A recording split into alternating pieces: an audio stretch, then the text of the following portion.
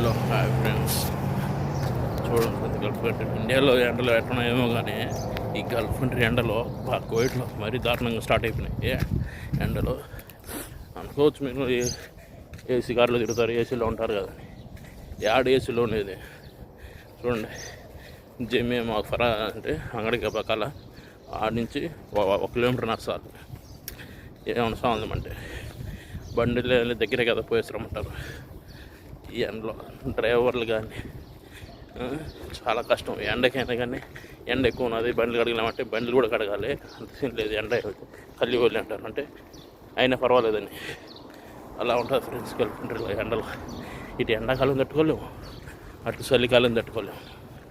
నరక యాతన అనుకోండి ఫ్రెండ్స్ గల్ఫ్ కంట్రీలో. అంతా ఎండ కాదు, ఇంకా బయట పని చేసే వాళ్ళు అయితే ఊరినైనా ఎక్కువ. Okay friends, okay bye friends.